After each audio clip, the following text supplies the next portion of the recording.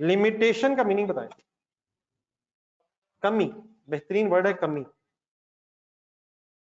कमी का मतलब, चलें सेंटेंस पूरा करते हैं।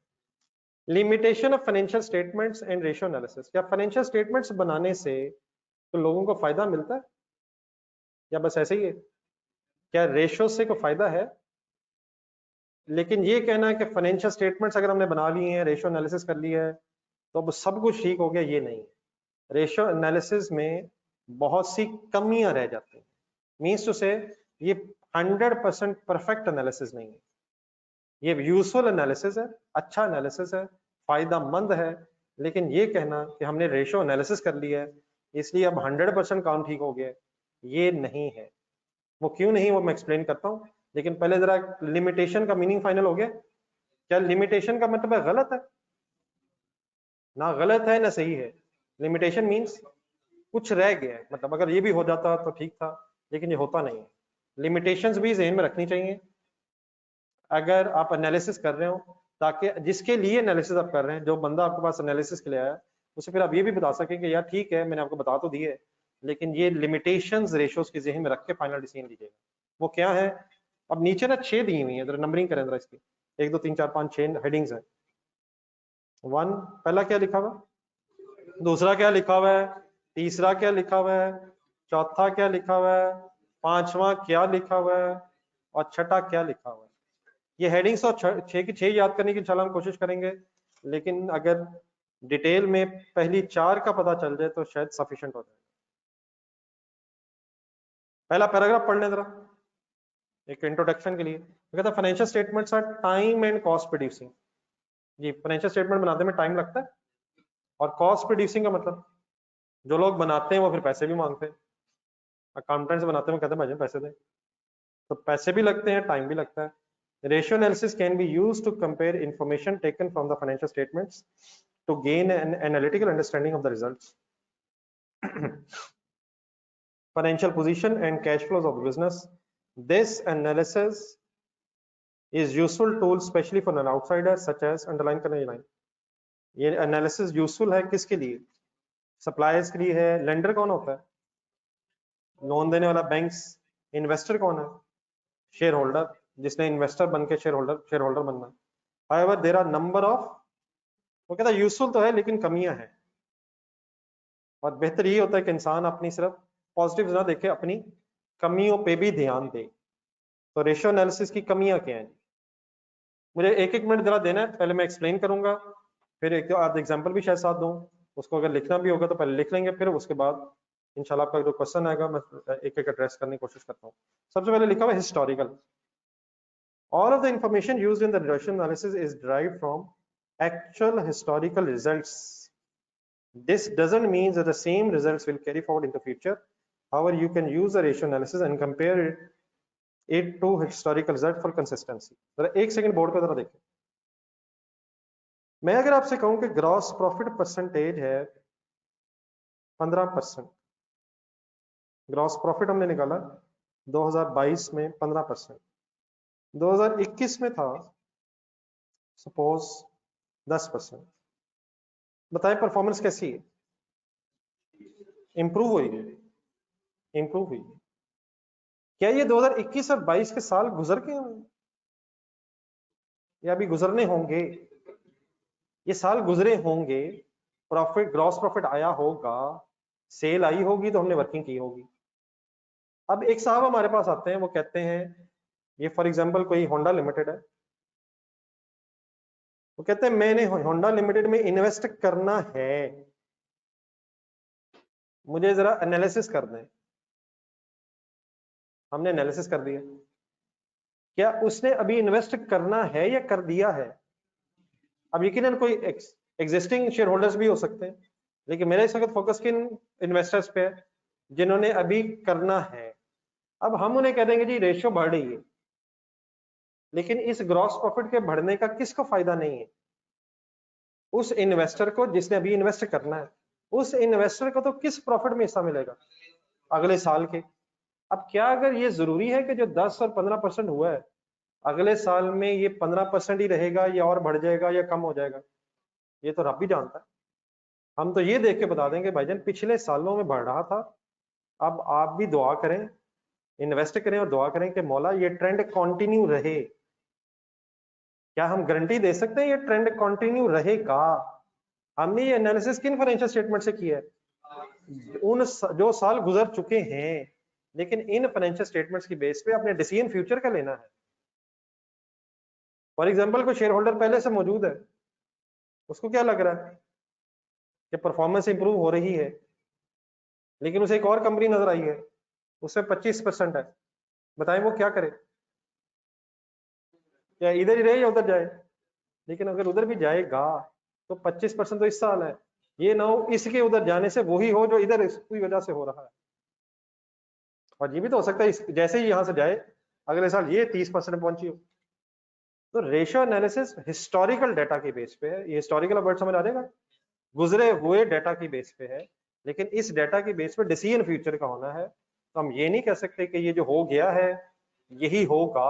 हाँ, दुआ की जा सकती है, मीन्स उसे ये देख लें और फिर रब को साथ मिला लें और दुआ करें मौला अब यही हुआ करे। तो हम क्या करेंगे?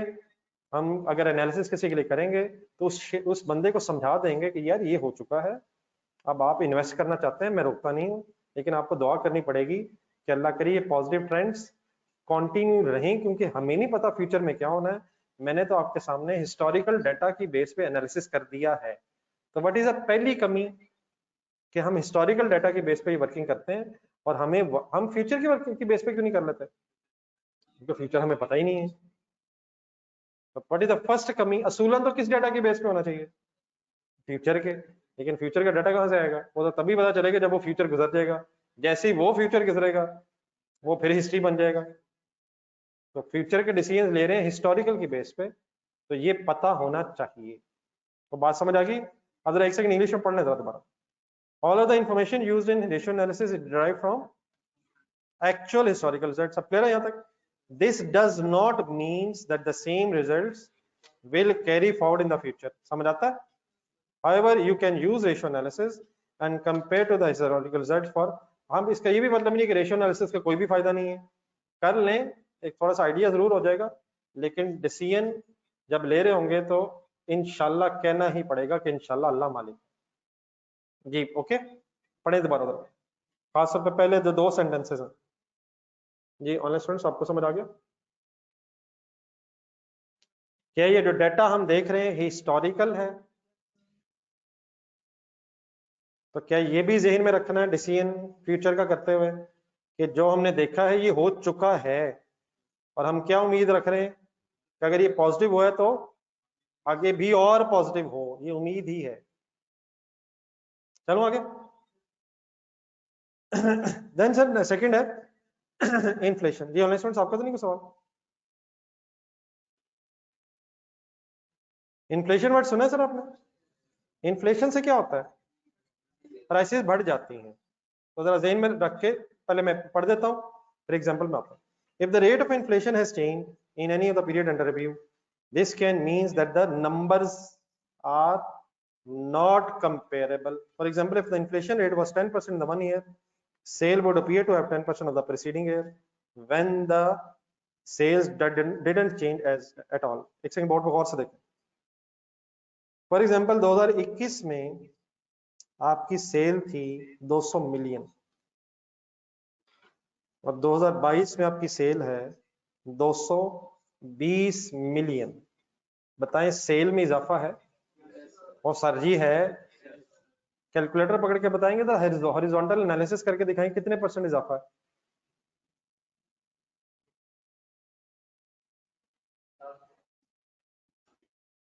जी बताइए, पूरी सिर्फ सेल और ग्रॉस प्रॉफिट नहीं, ये पूरी फाइनेंशियल स्टेटमेंट्स सबके लिए अवेलेबल है।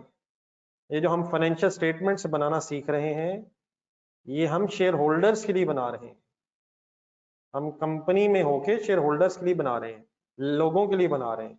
ये सिर्फ सेल ग्रॉस प्रॉफिट नहीं, ये लोगों के लिए फाइनेंशियल स्टेटमेंट्स हैं ताकि वो ये डिसीजन ले सकें कि हमारी कंपनी में शेयर खरीदने हैं या नहीं, अगर खरीदे हुए हैं तो बेचने हैं कि नहीं, हमारी कंपनी को लोन देना है या नहीं। ये लोगों के लिए है। तो हम जब फाइनेंशियल स्टेटमेंट्स बना रहे हैं तो हमारी इन फाइनेंशियल स्टेटमेंट्स की बेस पे लोगों के मिलियंस और ट्रिलियंस के डिसीजंस हैं, तो ये सब कुछ उनके पास होता है। जी सर, क्या कुछ सेल में इजाफा हुआ है सर? कितने परसेंट यार? कैसे किया यार? Sale in the current year 220 minus sale in the previous year 200 divided by 200 sale in the previous year. Answer क्या आया? अब अगर मैं आपसे कहूं कि 2021 के मुकाबले में 2022 में इन्फ्लेशन 15% थी,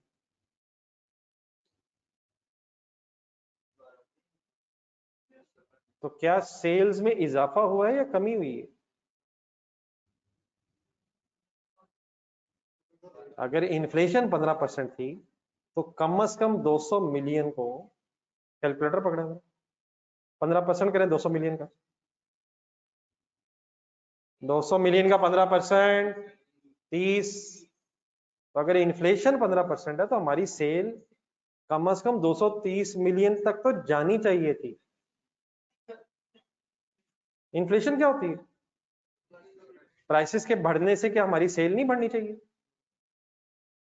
तो हमने तो इन्फ्लेशन भी कवर नहीं की। फिगर्स क्या बता रही हैं? क्या सेल में इजाफा हुआ है? सेल में इजाफा नजर आ रहा है, लेकिन अगर ये पता चल रही है कि इन्फ्लेशन 15% थी तो सेल में इजाफा नहीं, सेल में तो कमी हुई है। कमी हुई है, 200 से 220 होना कमी है? इजाफा तो है, लेकिन ये इजाफा क्या ही नहीं कवर कर पा रहा। इसे कम से कम कितना होना चाहिए था? अगर 15% इन्फ्लेशन है तो 230 भी अगर होता तब भी नो चेंज है, नो चेंज है। अगर 10% इन्फ्लेशन है तो 220 होना कोई चेंज नहीं है।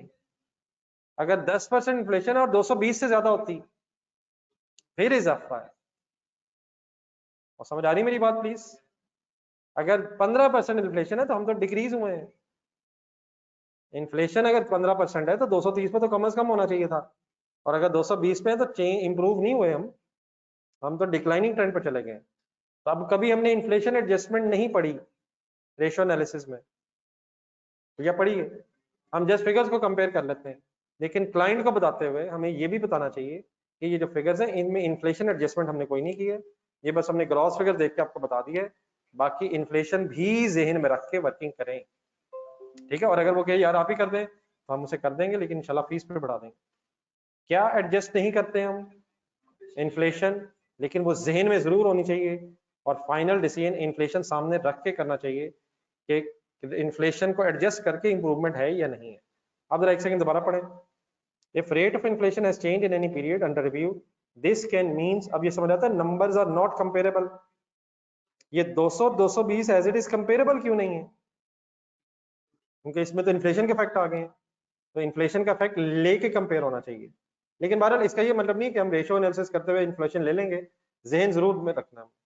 For example, if the inflation rate was 10% in 1 year, sale would appear to have 10% over the, ये समझ आता है, when in fact the sale do not change at all.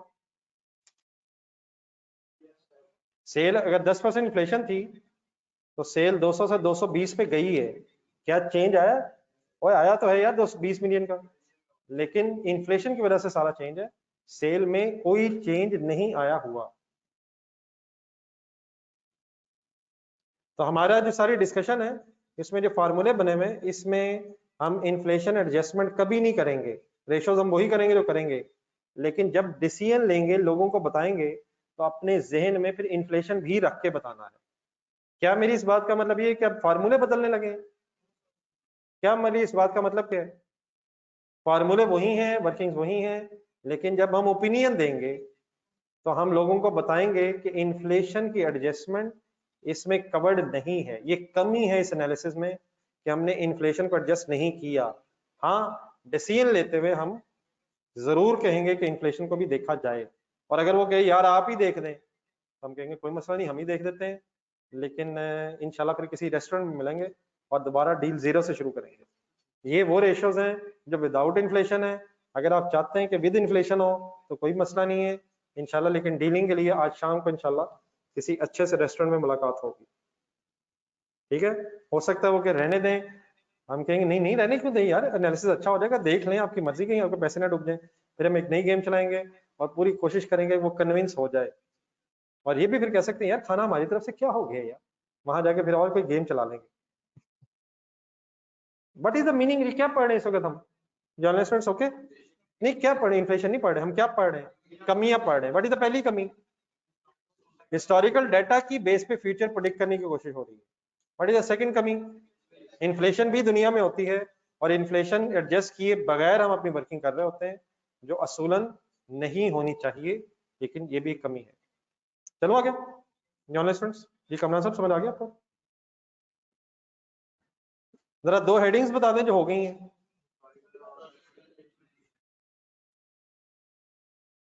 Ji definitely बेटा, आपकी जहां दिल करे, आप बाहर भी जाएं, दुबई जाएं, आप हो सकता है डीलिंग के लिए कनाडा पहुंच जाए, वो तो अल्लाह करे, जहां आपके लिए बेहतर हो, अल्लाह ताला जहां आपके लिए आसानी हो वहां अल्लाह ताला करे आप पहुंच जाए।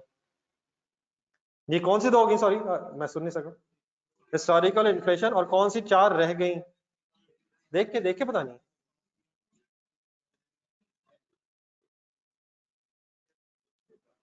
जी सर आए। Different companies accounting policies and estimates in a same industry may have different policies for recording the same accounting transaction. For example, एक कंपनी ने रिड्यूसिंग बैलेंस मेथड यूज किया हुआ है, दूसरी ने स्ट्रेट लाइन। बताएं किसने सही किया हुआ है? दोनों ने सही किया हुआ है। लेकिन अगर एग्जैक्टली सेम बिजनेस है और डेप्रिसिएशन मेथड डिफरेंट है, तो क्या प्रॉफिट्स डिफरेंट हो जाएंगे? और अगर आप प्रॉफिट्स हम कंपेयर कर रहे हो तो हम तो कह देंगे जिस कंपनी का प्रॉफिट ज्यादा है ये बेहतर है। हालांकि ये मसला सिर्फ किस वजह से बना है, डिफरेंट डेप्रिसिएशन मेथड की वजह से। इस तरह थोड़ा सा और गेम आगे बढ़ाते हैं। आइए 16 से बनाए जरा। कॉस्ट मॉडल रिवैल्यूएशन मॉडल दोनों अलाउड है? सर जी अलाउड है सर, लेकिन अगर फेयर वैल्यूज बढ़ी हैं और वैल्यूएशन मॉडल अडॉप्ट किया किसी एक कंपनी ने, तो उसकी डेप्रिसिएशन ज्यादा हो जाएगी। जिसका कॉस्ट मॉडल है उसकी डेप्रिसिएशन कम हो जाएगी। जिसने वैल्यूएशन मॉडल अडॉप्ट किया है, लॉस आया हुआ है, फिर उसकी डेप्रिसिएशन कम हो जाएगी।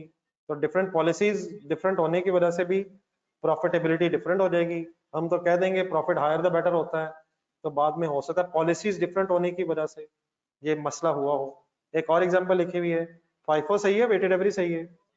दोनों सही है, लेकिन आपको पता है फाइफो और वेटेड एवरेज का आंसर डिफरेंट हो जाता है। तो फाइफो से प्रॉफिट और होगा, वेटेड एवरेज से और होगा। तो जस्ट पॉलिसीज डिफरेंट होने की वजह से फिर कंपनी के प्रॉफिट्स कंपेरेबल नहीं रहेंगे।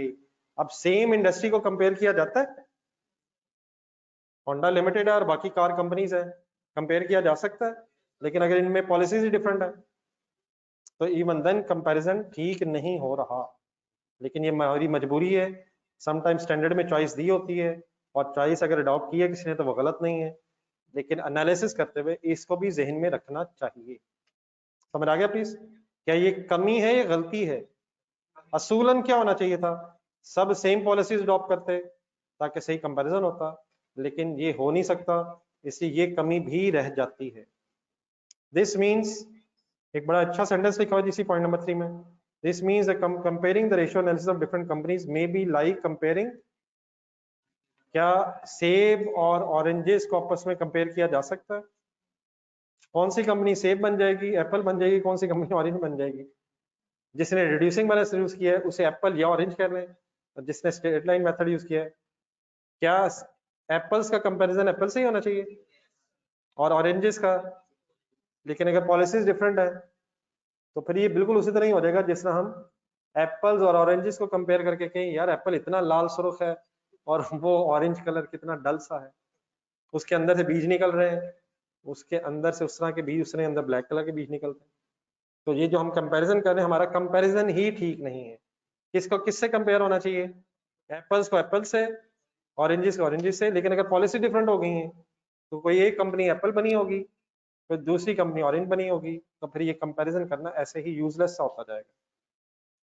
जी बिल्कुल सही है, भाई ने बिल्कुल अच्छी एग्जांपल दी है, like comparing CA with an BBA, like comparing a doctor with an engineer, like comparing a chartered accountant with a doctor. तो जिस तरह ये कंपैरिजन बिल्कुल सही नहीं है। किसका कंपैरिजन होना चाहिए अगर करना भी है? वैसे इंसानों का कंपैरिजन बनता नहीं है, लेकिन डॉक्टर्स को डॉक्टर से कंपेयर होना चाहिए, चार्टर्ड अकाउंटेंट्स को चार्टर्ड अकाउंटेंट्स। ऐसे ही है सर, ऐसे ही है सर। तो व्हाट इज दिस यार, पढ़े पहली दो लाइन, पहली लाइन याद होनी चाहिए जिसमें। देखिए बैंक्स को और कार मैन्युफैक्चरिंग कंपनी को तो वैसे ही कंपेयर नहीं कर सकते, लेकिन सेम सेक्टर की कंपनी से कंपेयर होनी चाहिए। लेकिन उनमें मसला क्या बन जाता है, किसी ने कोई पॉलिसी, किसी ने कोई पॉलिसी। आई होप के समझ आ गई है। कौन सी तीन हो गई जी? हिस्टोरिकल, जी ऑनलाइन स्टूडेंट्स ओके हो गया। हिस्टोरिकल, दूसरा inflation effect, number 3 different policies and estimates, number 4 business condition. बड़ा अच्छा पॉइंट है sir. You need to place ratio analysis in the context of the general business environment. For example, 60 days of sale outstanding का मतलब बताएं for receivable। 60 days of sale outstanding for receivable का मतलब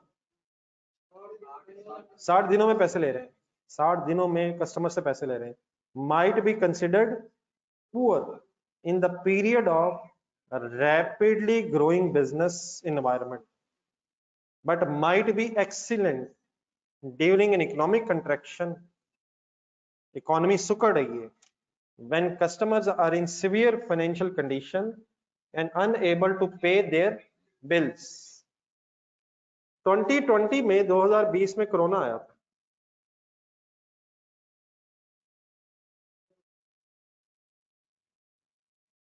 ये sir हम company से compare भी कर लेते हैं, डिसीजन भी ले लेते हैं, लेकिन फाइनल डिसीजन लेने से पहले हमें ये भी देखना चाहिए कि उन कंपनीज की पॉलिसीज क्या हैं। ये मेरी बात को समझ आई है? पिछले पॉइंट के हवाले से कुछ एक क्वेश्चन पूछा जा रहा है, हम क्या कंपेयर करते हुए पॉलिसी सेम कर लेंगे? हम कंपेयर कर देंगे, लेकिन बाद में कंपैरिजन करने के बाद ये जहन में जरूर रखना है कि हमारा ये कंपैरिजन करके जो रिजल्ट निकला है ये हो सकता है 100% एक्यूरेट ना हो because of different accounting policies. ठीक है बिलाल साहब?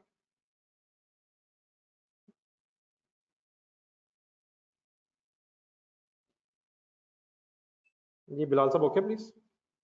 जी सर जी 2020 में आपने सुना होगा, होपफुली आप इतने छोटे नहीं होंगे उस जमाने में, कोरोना तो होपफुली आपने सुना होगा। कोरोना की वजह से जो इकोनॉमी थी मुल्क की, बिजनेसेस एकदम बंद हो गए, लॉकडाउन लग गए, याद है किसी को? तो उस साल में काफी ज्यादा बिजनेस रिस्ट्रिक्शंस होने की वजह से इकोनॉमी सुकड़ गई, मईशत सुकड़ गई, इकोनॉमिक कॉन्ट्रैक्शन हो गई।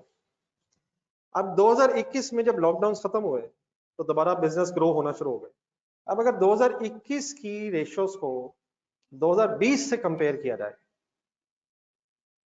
तो ये सही क्यों नहीं है? क्योंकि मुल्क के इकोनॉमिक हालात डिफरेंट थे। अगर 2020 में जब लोग पैसे देने की पोजीशन में नहीं थे और आपने 60 दिनों में पैसे ले लिए हैं तो वो तो आपकी बड़ी एक्सीलेंट परफॉर्मेंस कंसिडर होगी। लेकिन वही 60 दिनों में अगर आप 2021 में पैसे ले रहे हैं जब बिजनेस ग्रो कर रहे थे, तो अब इस साल वही 60 दिन आपके लिए अच्छी परफॉर्मेंस कंसिडर नहीं होगी। है 60 दिन ही, उधर भी 60 उधर भी 60, और अगर हम ये कहें जी हम तो अभी भी 60 दिनों में पैसे ले रहे हैं, तो जिस जमाने में 60 दिनों में ले रहे थे और जिस जमाने में अब 60 दिनों में ले रहे हैं, अगर ये जमाना ही कंपेरेबल नहीं है तो आप फिर सही एनालिसिस भी नहीं कर पा रहे। तो फिर ये भी देखना चाहिए कि जिस सालों में, जिन सालों के साथ हम कंपैरिजन कर रहे हैं उन सालों में इकोनॉमिक कंडीशंस कैसी थी। हाँ अगर तो इकोनॉमिक कंडीशन सेम थी फिर तो कंपेयर करता अच्छा लगता है।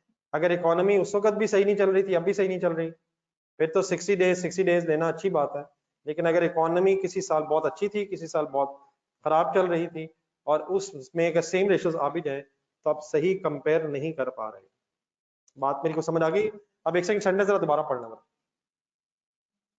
You need to place the ratio analysis in the context of general business environment. अब समझ आते हैं general business environment, ratio analysis को जनरल बिजनेस एनवायरनमेंट के को ज़हन में रख के होना चाहिए डिसाइड।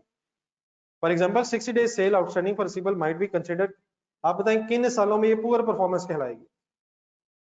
जिन सालों में बिजनेस ग्रो कर रहे थे, लोग पैसे दे सकते थे, लेकिन किन सालों में यही परफॉर्मेंस बड़ी अच्छी एक्सीलेंट कहलाएगी? जहां लोग फाइनेंशियल कंडीशन में खराब में चल रहे थे, पैसे नहीं दे पा रहे थे, इवन देन अगर आपने 60 दिनों में पैसे ले लिए हैं तो ये बड़ी एक्सीलेंट परफॉर्मेंस कहलाएगी। तो वही 60 दिन है, किसी एक साल में पुअर है और किसी एक साल में एक्सीलेंट है। ऐसे क्यों है? क्योंकि इकोनॉमिक कंडीशंस डिफरेंट होगी। ये कुछ क्लियर हो जाएगा प्लीज? अब आपने सर बाकी की एक्सप्लेनेशन की जरूरत नहीं है, इतने 4 अगर नाम याद हो जाए और 4 एक्सप्लेन हो जाए तो काफी है। जो रिमेनिंग 10-15 मिनट रहते हैं ये मेरे सामने आपने ये याद करके उठना है। तो आए सबसे पहले तो ये नाम याद करें जरा, 3 की दफा ये नाम बोला है। जी ऑनलाइन स्टूडेंट रेडी? ये सिर्फ आपने अपने आप को और मुझे सुनाने हैं, साथ वाली की अगर आवाज नहीं आ रही तो अच्छा है। पहले तो नाम याद करने की कोशिश करें जरा, 2-3 दफा बोल के जरा। ऊपर मेन हेडिंग क्या है इस वक्त? तो what are the 6 limitations of ratios? बोलें जी, देखे नाम। Historical, inflationary effect, different accounting policies, economic conditions, business conditions. Number 5 interpretation and business strategy, company strategy. ये जो भी होती है उसको छोड़ें। अब जरा 4 जो पढ़े हमने इनको जरा आराम आराम से पढ़ना शुरू करें और हर हेडिंग को आपने 3 दफा पढ़ना है। तो जब फर्स्ट हेडिंग 3 दफा पढ़ लेंगे तो मुझे बताना।